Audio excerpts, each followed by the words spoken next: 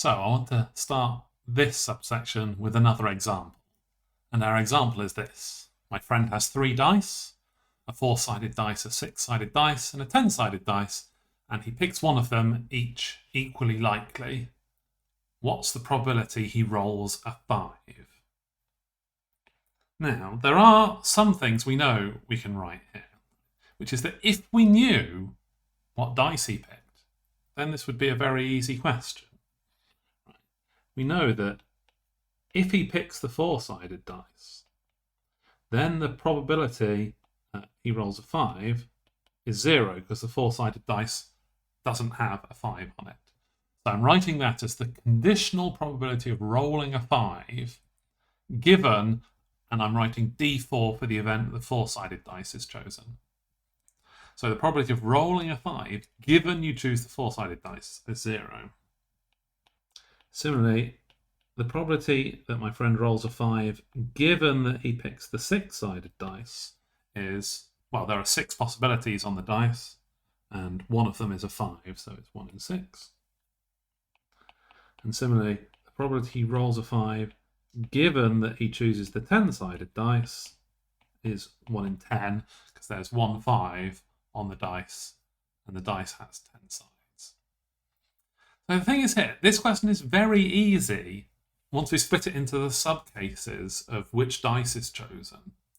And so somehow we need a method of kind of stitching together all the different subcases in order to be able to solve the problem.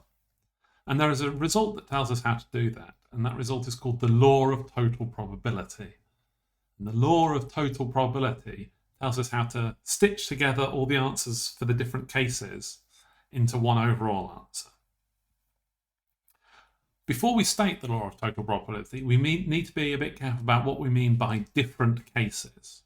So it's important that the cases cover everything, and it's important that only one of the cases happens at a time. And so this idea that the cases must cover everything but only one happen at a time is called a partition. So the definition is that some set of events A1, A2, etc. up to AN are a partition if they are disjoint, as in, AI intersect AJ is the empty set not equal to J. And that means only one of the cases, well, not more than one of the cases can happen. And we need them to cover space in that A1 union A2 union AN equals the whole sample space omega. And so we can think of those as subcases. The disjointness tells us that 2 can't happen at once. Covering space tells us that at least one happens. And so we know that only one of these cases will happen. So once we have our separate cases making up a partition, we can then state the law of total probability. So this theorem is called the law of total probability.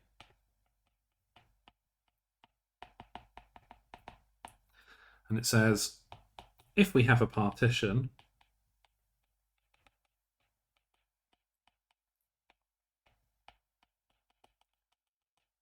then we can calculate the probability of an event B by stitching up the results for different partitions. So B an event, then the probability of B is a sum over all the different parts of the partition. And we look at what's the probability that is the subcase that happens, and then what's the probability of our event in that subcase. So you can kind of see that we're weighting each of the subcases by its probability of happening. Well, this is a theorem, and theorems should be proved. So I think it's helpful to draw a picture to see what happens here.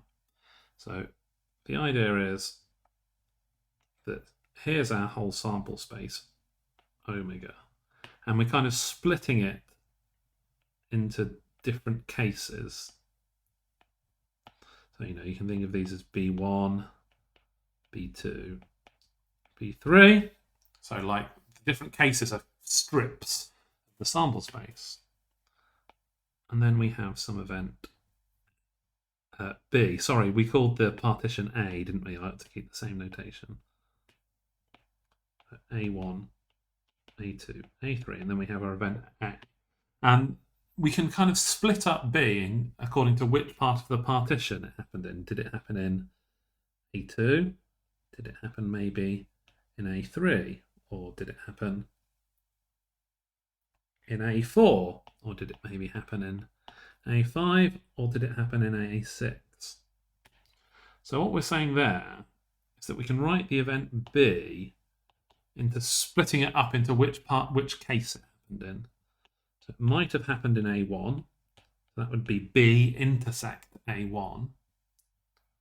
Or it might have happened in case A2, in which case we've got B intersect A2. Or it might have happened in case AN, in which case it's B intersect AN. So that's splitting up B according to which case it's in. And let us note also that these unions here are disjoint, because the cases A1 through AN were disjoint. And so certainly once we intersect them with B, they remain disjoint. But, of course, we know in this course what we can do with disjoint unions. We can use axiom 3. Right. So because this is a disjoint union, we can write that the probability of B is the probability of B intersect A1 plus probability of B intersect A2 plus the probability of B intersect AN.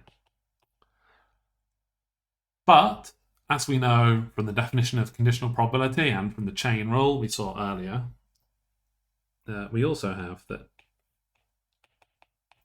the probability of B intersect AI is the probability of AI times the probability of B given AI. It's basically just rearranging the definition of conditional probability. It was the first version of the chain rule. And then if we substitute all that into there, you can see we get the theorem we were after in the first place. Right, the first term becomes probability of A1, probability B given A1. Second term is probability A2, probability B given A2. And that was precisely the statement of the theorem of the law of total probability we had at the top. So that tells us how to prove the law of total probability. So now we know the law of total probability, can we use it to help us solve our dice problem? So in the dice problem, we knew if we call B roll 5 and these A events, this partition was which dice we chose. So hopefully we can use the law of total probability to solve our dice problem.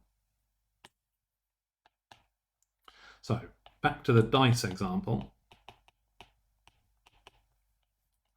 So here, D4, D6 or D10, the events of which dice we pick, they're a partition, right? Because we know we're going to pick one of the dice and it's going to be only one of them. So those three events cover space because we have to pick one of the dice, and they're disjoint because we can't pick two of the dice.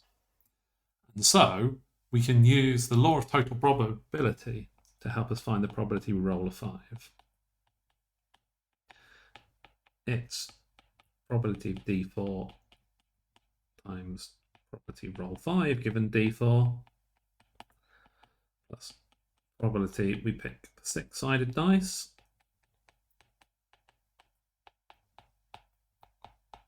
plus probability D10. Am I going to fit it on the page? Probability roll 5 given D10. Should have planned that better.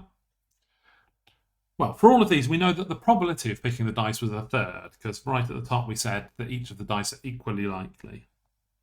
So this is third times something plus third times something plus third times something. And we worked out the probabilities of rolling a 5 given the individual dice. Up at the top it was 0 to 6th and a 10th. So that's naught, a sixth, and a tenth. And I worked this out earlier, and if you calculate that, it comes to 8/90ths, which is about 9%. There's about a 9% chance that we'll roll a 5 given that situation. So that was showing us how the law of total probability allowed us to stitch together the easy calculations for the subcases into one overall answer.